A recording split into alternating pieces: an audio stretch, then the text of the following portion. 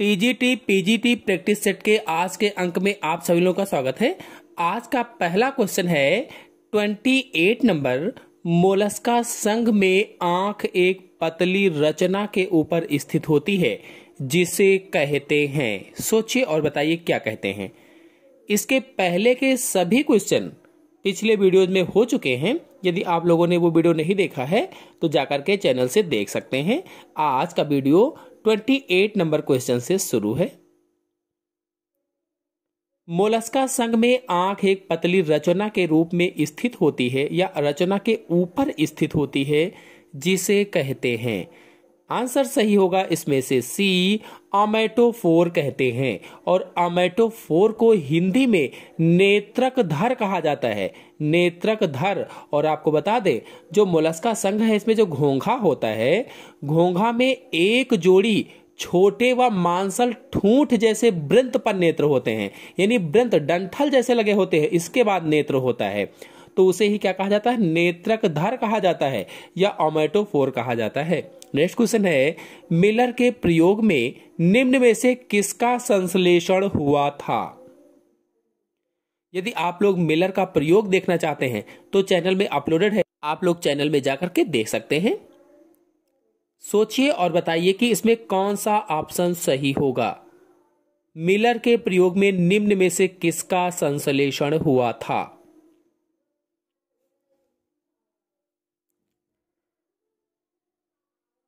तो आंसर सही होगा इसमें से पहला, अमीनो अम्ल का संश्लेषण हुआ था, अमीनो अम्ल का। और आपको बता दें सन 1953 ईस्वी में स्टैनले मिलर ने एक प्रयोग किया था जिसमें उन्होंने एक पात्र में मीथेन, अमोनिया, हाइड्रोजन और जल वाष्प लेकर के उसमें विद्युत प्रवाहित की थी या विद्युत धारा को प्रवाहित किया था जिससे अमीनो अम्ल का निर्माण हुआ था, अमीनो एसिड का निर्माण हुआ था। और इस पात्र में मीथेन, अमोनिया तथा हाइड्रोजन का अनुपात 1:2:2 था। मीथेन, हाइड्रोजन और अमोनिया यानी क्रम से अगर देखा जाए तो मीथेन, अमोनिया और हाइड्रोजन का अनुपात 1:2:2 था। अगर आप लोग देखना चाहते हैं मिलर का प्रयोग तो जाकर के देख सकते हैं। फिलहाल अगला क्वेश्चन है, पिनियल काय का क्या कार्य है। पिनियल काय का कार्य बताना है। सोचिए और बताइए कि कौन सा ऑप्शन इसमें सही होगा। पिनियल बॉडी का वर्क बताना है।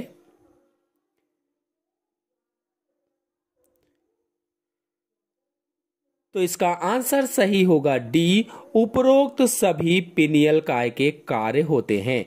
जो पिनियल काय है या पिनियल बॉडी है ये स्तनधारी के मस्तिष्क के केंद्र में यानी मस्तिष्क के केंद्र के पास में पाई जाती है और इससे मिलेटोनिन नामक हार्मोन स्रावित होता है। पिनियल काय से या पिनियल बॉडी से मिलेटोनिन नामक हार्मोन स्रावित होता है और इसमें प्रकाश संवेदी कोशिकाएं पाई जाती हैं। प्रकाश संवेदी और मिलेटोनिन प्रकाश के प्रभाव को कंट्रोल करता है, नियंत्रित करता है।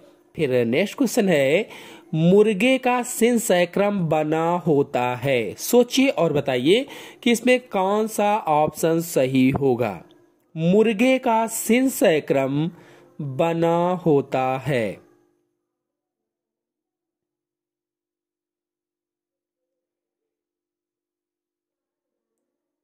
तो आंसर सही होगा इसमें से सी, मुर्गे का सिंसैक्रम 16 कशेरुकियों का बना होता है, 16 कशेरुकियों का। नेक्स्ट क्वेश्चन है, लाल तंतुओं के लिए क्या सत्य नहीं है। नहीं कहा गया है, आप लोग क्वेश्चन पर नहीं जरूर ध्यान देंगे। लाल तंतुओं के लिए क्या सत्य नहीं है बताना है। 4 ऑप्शन बड़े बड़े से दिए गए हैं।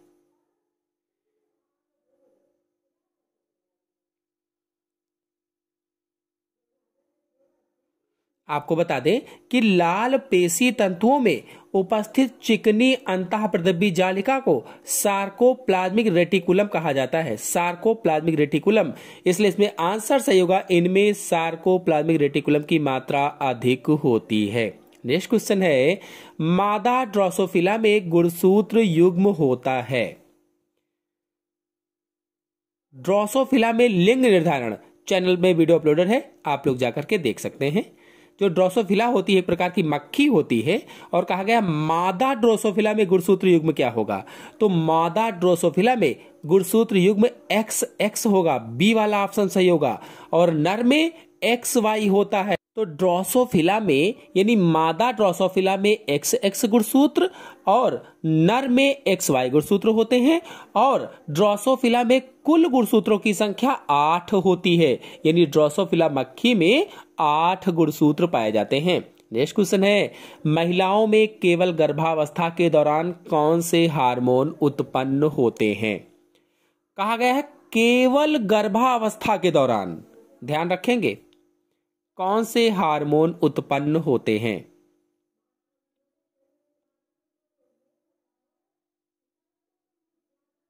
तो आंसर सही होगा इसमें से डी, उपरोक्त सभी हार्मोन गर्भावस्था के दौरान उत्पन्न होते हैं। मतलब human chorionic gonadotropic, human placental lactogen तथा रिलैक्सिन, ये तीनों हार्मोन महिलाओं में केवल गर्भावस्था के दौरान अपरा या प्लेसेंटा द्वारा स्रावित होते हैं, अपरा या प्लेसेंटा के द्वारा, और कार्पस ल्यूटियम से भी रिलैक्सिन हार्मोन स्रावित होता है। यदि आप लोग अपरा या प्लेसेंटा पर वीडियो देखना चाहते हैं, चैनल में अपलोडेड है, आप लोग जाकर के देख सकते हैं।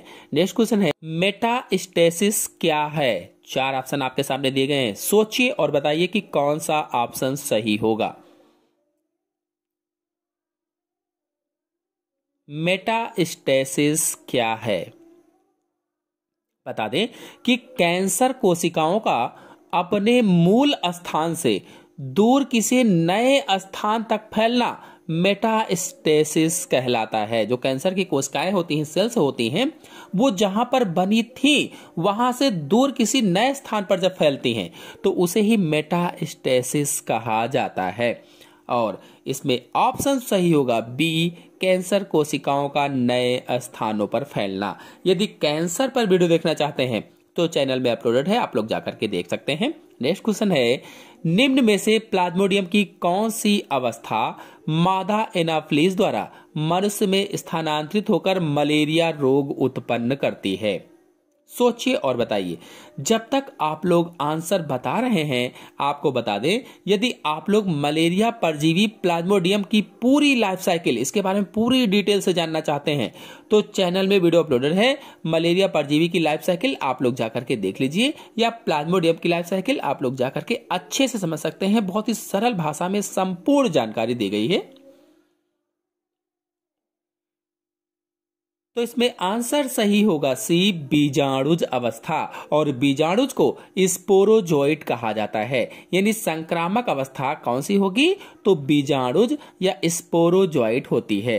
प्रश्न में कहा गया था कि निम्न में से प्लाज्मोडियम की कौन सी अवस्था मादा एनाफ्लीज द्वारा मनुष्य में स्थानांतरित होकर मलेरिया रोग उत्पन्न करती है, यानी संक्रामक अवस्था पूछा गया था, तो स्पोरोजोइट अवस्था या बीजाणुज अवस्था होती है। नेक्स्ट क्वेश्चन है, समरूप अंग वह होते हैं जिनकी, मतलब समरूप अंग की परिभाषा पूछी गई है। तो 4 ऑप्शन आपके सामने लिखे गए हैं, सोचिए और बताइए इसमें से कौन सा ऑप्शन सही होगा। समरूप अंग वह होते हैं। यदि आप लोग समरूप अंग क्या हैं, समजात अंग क्या हैं, इन पर वीडियो देखना चाहते हैं तो चैनल में अपलोडेड है, आप लोग जाकर के देख सकते हैं। अवशेषी अंग पर भी अपलोडेड है। आपको बता दें कि विभिन्न जीवों के वह अंग जो कार्य में समान होते हैं लेकिन उत्पत्ति में भिन्न होते हैं, समरूप अंग कहलाते हैं। कार्य में समान हो, उत्पत्ति में भिन्न हो, उन्हें क्या कहेंगे, समरूप अंग कहेंगे।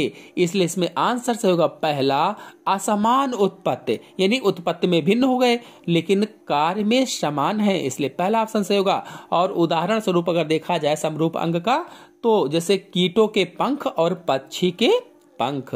नेक्स्ट क्वेश्चन है, इंटरफेरेंस है। जब तक आप लोग आंसर सोच रहे हैं, आपको बता दें, यदि आप लोग इंटरफेरेंस पर वीडियो देखना चाहते हैं तो चैनल में अपलोडेड है, आप लोग जाकर के देख सकते हैं। इंटरफेरेंस क्या होते हैं, इनका क्या उपयोग है, पूरी जानकारी अपलोडेड है। तो इसका आंसर सही होगा बी, विषाणु संक्रमित कोशिकाओं द्वारा स्रावित प्रोटीन जो कि असंक्रमित कोशिकाओं को विषाणु के संक्रमण से बचाता है। मतलब जो इंटरफेरान है ये शरीर में विषाणु द्वारा संक्रमित कोशिकाओं से स्रावित प्रोटीन होती है। विषाणुओं के द्वारा जहां पर विषाणु संक्रमण फैलाते हैं उसके चारों ओर एक प्रोटीन स्रावित होती है, उसे ही इंटरफेरान कहा जाता है। और इसमें अन्य संक्रमण रहित स्वस्थ कोशिकाओं को विषाणु संक्रमण से बचाने की क्षमता पाई जाती है। यानी अब अगर दोबारा कोई विषाणु आता है तो इसी इंटरफेरान के द्वारा बचा जा सकता है। और दो प्रकार के इंटरफेरान अल्फा और बीटा विषाणु संक्रमणों के प्रति जन्मजात सुरक्षा प्रदान करते हैं, अल्फा और बीटा।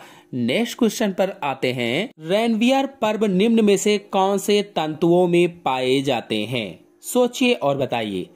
रेनवियर पर्व निम्न में से कौन से तंतुओं में पाए जाते हैं? चार ऑप्शन आपके सामने दिए गए हैं, एक ऑप्शन सही है। तो आंसर सही होगा इसमें से पहला, माइलिन आच्छादित तंत्रिका तंतुओं में। नेक्स्ट क्वेश्चन है, जल संवहनी तंत्र किस संघ का विशिष्ट लक्षण है? जल संवहनी तंत्र कहा गया है, किस संघ का विशिष्ट लक्षण है? तो आपको बता दें जो संघ इकाइनोडर्मेटा है, बी वाला ऑप्शन इसमें सही होगा।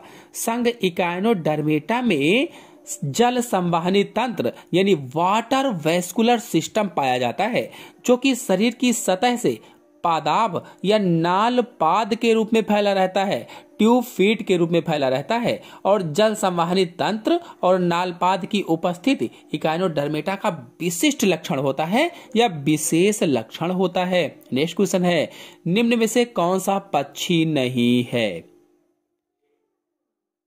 इनमें से कौन सा ऐसा ऑप्शन है जो पक्षी नहीं है?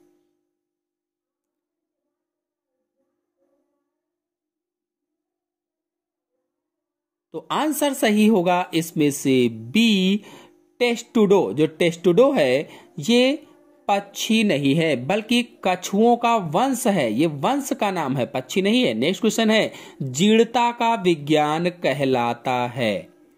जीर्णता का विज्ञान क्या कहलाता है? 42 नंबर क्वेश्चन है, सोचिए और बताइए।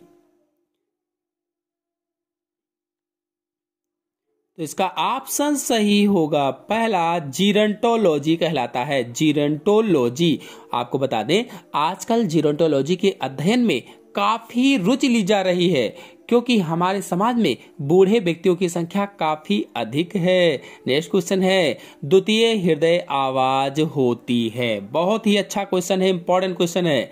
द्वितीय हृदय आवाज होती है पूछा गया है, सोचिए और बताइए द्वितीय हृदय आवाज कौन सी होती है?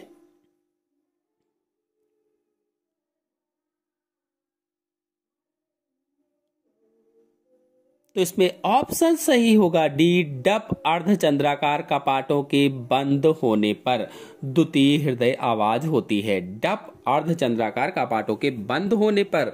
बता दें कि हृदय ध्वनियां चार प्रकार की होती हैं, जो हार्ट साउंड होते हैं वह चार प्रकार के होते हैं, S1, S2, S3 और S4।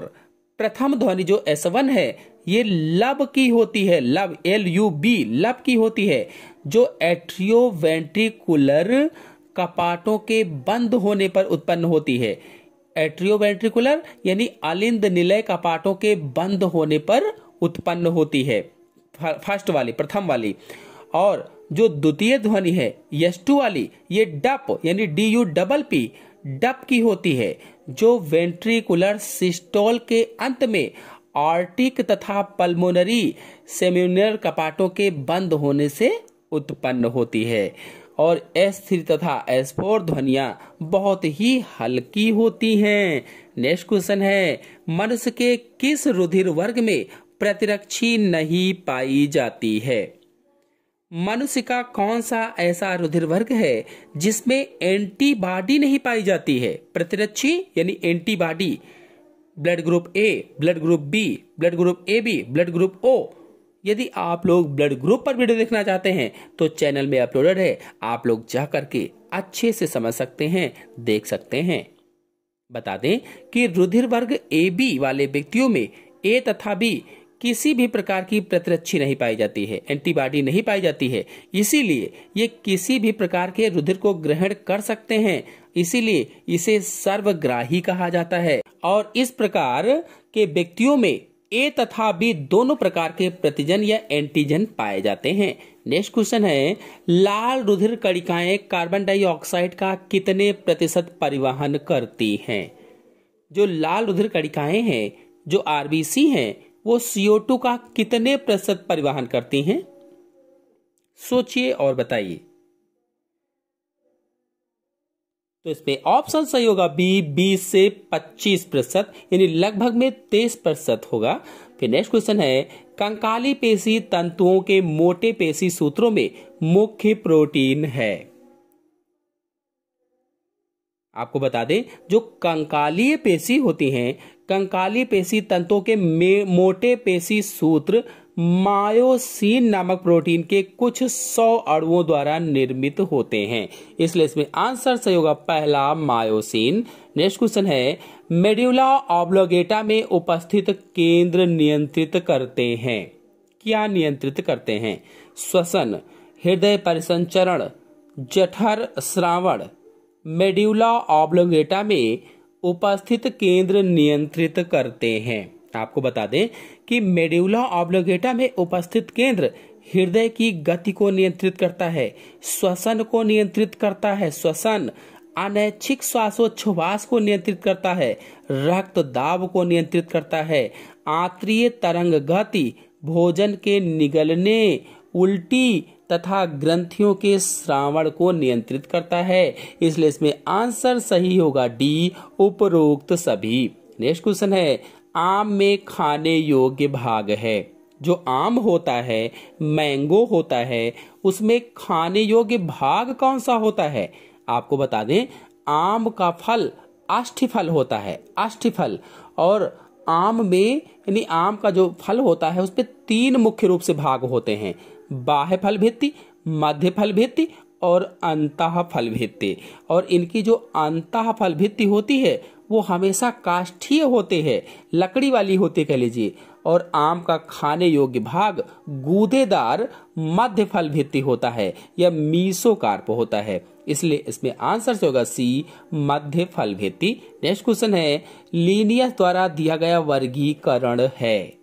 लीनियस के द्वारा दिया गया वर्गीकरण है बताना है।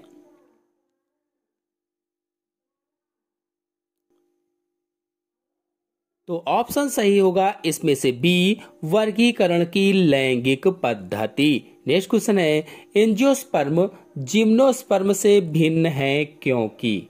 जो एंजियोस्पर्म है वो जिम्नोस्पर्म से किस प्रकार से भिन्न है ये बताना है। आपको बता दें, जो आवृत बीजी होते हैं, जो एंजियोस्पर्म होते हैं, एंजियोस्पर्म की जो दारू होती है, दारू मतलब जो जाइलम होती है, जाइलम में वाहिनियां उपस्थित होती हैं या वेसल्स उपस्थित होती हैं, जबकि जो जिम्नोस्पर्म होते हैं, अनावृत बीजी होते हैं, इनमें अनुपस्थित होती हैं। यानी एंजियोस्पर्म में जाइलम वाहिनियां पाई जाती हैं, जाइलम वेसल्स पाई जाती हैं, जबकि जिम्नोस्पर्म में जाइलम वाहिनियां नहीं पाई जाती हैं या जाइलम वेसल्स नहीं पाई जाती हैं। इसलिए इसमें आंसर सही होगा सी, इनमें दार में वाहिनी उपस्थित होती है। नेक्स्ट क्वेश्चन है, निम्न में से कौन सा जीव ऑक्सीजन की अनुपस्थिति में श्वसन करता है? ऐसा कौन सा जीव है जो ऑक्सीजन की अनुपस्थिति में श्वसन करता है? तो जो क्लास्ट्रीडियम है ये अवायवीय जीवाणु होता है, अवायवीय जीव है और यही ऑक्सीजन की अनुपस्थिति में श्वसन करता है। नेक्स्ट क्वेश्चन है, माइकोराइजा है एक। माइकोराइजा, बता दें कि माइकोराइजा उच्च पादपों की जड़ों तथा कवकों के बीच एक सहजीवी संबंध बनाता है। मतलब ऑप्शन सही होगा इसमें से सी, कवक व जड़ों के मध्य सहजीवी संबंध। नेक्स्ट क्वेश्चन है, नास्टाक में निम्न में से किस क्रिया को संपन्न करने के लिए जाना जाता है? नास्टाक निम्न में से किस क्रिया को संपन्न करने के लिए जाना जाता है? सोचिए और बताइए। आपको बता दें, जो नील हरित शैवाल है, नाश्ता क्या है? नील हरित शैवाल है। जो नील हरित शैवाल है या जो साइनोबैक्टीरिया है जैसे नाश्ताक, तो नाश्ताक की कोशिकाएं प्रोकैरियोटिक होती हैं, प्रोकैरियोटिक, और इनमें प्रकाश संश्लेषी वर्णक क्लोरोफिल ए, कैरोटीनॉइड्स, फाइकोसाइनिन व फाइकोइरिथ्रिन होते हैं, और प्रकाश संश्लेषण आक्सीय होता है तथा इनमें नाइट्रोजन स्थिरीकरण के लिए विशेष कोशिका हेटेरोसिस्ट पाई जाती है, हेटेरोसिस्ट। इसलिए इसमें आंसर सही होगा बी, प्रकाश संश्लेषण एवं नाइट्रोजन यौगिकीकरण साथ साथ होता है। नेक्स्ट क्वेश्चन है, फ्यूनेरिया में अगुणित संरचना होती है। सोचिए और बताइए। फ्यूनेरिया में अगुणित संरचना होती है, तो ऑप्शन सही होगा इसमें से बी, प्रोटोनीमा। बता दें, फ्यूनेरिया का पौधा युग्मकोद्भिद होता है। यह दो अवस्थाओं प्रोटोनीमा तथा युग्मकधर यानी गैमेटोफोर में पाया जाता है। प्रोटोनीमा शाखित, सयान, बहुकोशिकीय तथा तंतुमय होता है। तो आज के अंक में इतना ही। आशा है आप लोगों को सभी क्वेश्चन अच्छे से समझ में आ गए होंगे। आ गए हो तो वीडियो को लाइक और शेयर कीजिए। चैनल पर नए हैं तो चैनल को सब्सक्राइब कर लीजिए। धन्यवाद।